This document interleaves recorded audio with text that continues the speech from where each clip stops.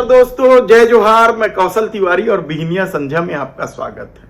देश के प्रधानमंत्री नरेंद्र मोदी ने एक निजी चैनल को इंटरव्यू में कहा था कि वे बचपने में उनके पड़ोस के मुसलमान फैमिली के साथ मिलजुल कर ईद भी मनाते थे और उनके घर से सेवाइयां भी आती थी। लेकिन पूरे चुनाव प्रचार के दौरान उन्होंने मंगलसूत्र, मांस, मछली, हिंदू मुस्लिम सब कुछ किया, लेकिन सत्ता में पूरी तरीके से मोदी सरकार नहीं आ पाई। अब की बार मोदी सरकार का नारा बदल गया है, अब की बार एनडीए सरकार हो गया है। तब क्या मंत्रिमंडल में भी मुसलमानों को लेकर मोदी सरकार का रवैया नहीं बदला है? क्या एक भी मुसलमान नहीं मिला जिसे मंत्री बनाया जा सके? सबका साथ सबका विकास का दावा कहां टूट रहा है, कहां छूट रहा है, यह आप खुद तय करें। लेकिन एक बात तो तय है कि मुसलमानों के प्रति नफरत अब भी सत्ता में कायम है, शायद इसलिए किसी को मंत्री नहीं बनाया गया। तो दूसरी तरफ कल टीवी एंकर ने जिस तरीके से कांग्रेस की प्रवक्ता से गाली गुप्तार की और अपने मोदी भक्ति का परिचय दिया, कहा जाए तब भी गलत नहीं होगा। उस कांग्रेस प्रवक्ता से खुद सुनिए और सोचिए कि नारी सम्मान की बात करने वाली सत्ता अब उस अपने गोद में जा बैठे मीडिया के खिलाफ क्या कार्रवाई करेगी। हम इंडिया टीवी के प्लेटफॉर्म पर गए, वहां से जो उन्होंने खुद फुटेज डाली थी उस फुटेज को निकाला, उस फुटेज की उस क्लिप को निकाला जिसमें यह वाकया घटित हो रहा है।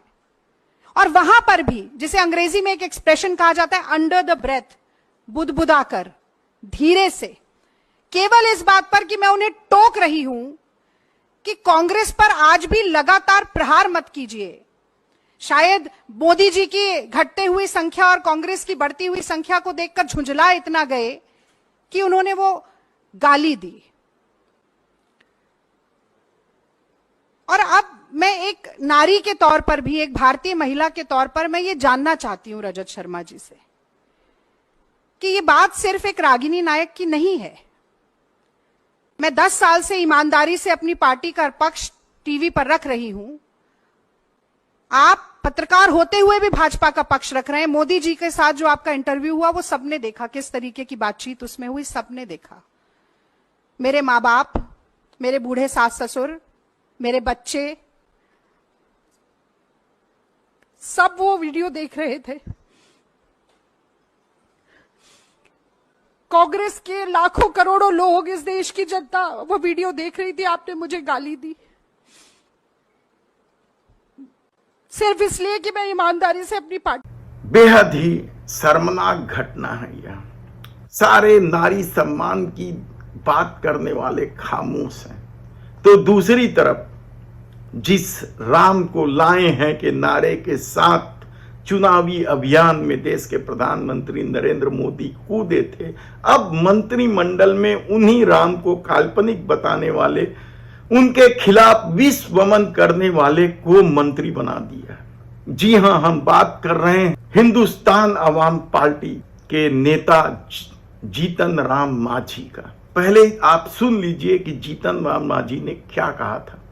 राम की बात हम कहते हैं या रावण की बात कहते हैं, तो राम की बात हम कहते हैं या रावण की बात कहते हैं, तो आप सोचिए कि राम को लेकर दुनिया भर में बवाल मचाने वाली पार्टी यदि सिर्फ सत्ता के लिए, कुर्सी में बैठने के लिए जीतन राम मांझी जैसे लोगों को मंत्री बना दे, सहयोग ले, एक अलग मामला हो सकता है। हालांकि सहयोग भी नहीं लेना चाहिए ऐसे लोगों को जो राम के दुश्मन हैं, लेकिन उन्हें मंत्री बना देना, अब वे हिंदूवादी बांगड़ बिल्ले क्या इस बात को लेकर कोई विरोध जता सकते हैं? कतई नहीं, क्योंकि ये हिंदूवादी वास्तव में भारतीय जनता पार्टी के द्वारा परिभाषित हिंदूवादी हैं।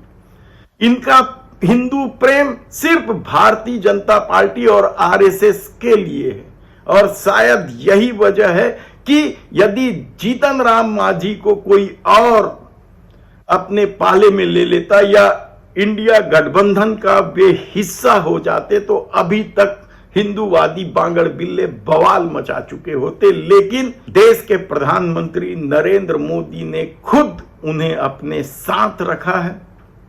हालांकि योगी आदित्यनाथ उनका भरपूर विरोध करते रहे हैं या नीतीश कुमार भी उनका विरोध करते रहे हैं। एक समय में नीतीश कुमार ने ही उन्हें मुख्यमंत्री बनाया था और अलग होने के बाद से नीतीश कुमार और जीतन राम मांझी के बीच बैर है या मतभेद है। उसके बाद भी यदि जीतन राम मांझी को मंत्री बनाया गया तो सोचिए कि सत्ता पाने के लिए आतुर किस तरीके से जीभ लपलपाई जा रही है और उन जीभों की भी परवाह नहीं की जा रही है जो राम के खिलाफ विश्वमन करते रहे। धन्यवाद।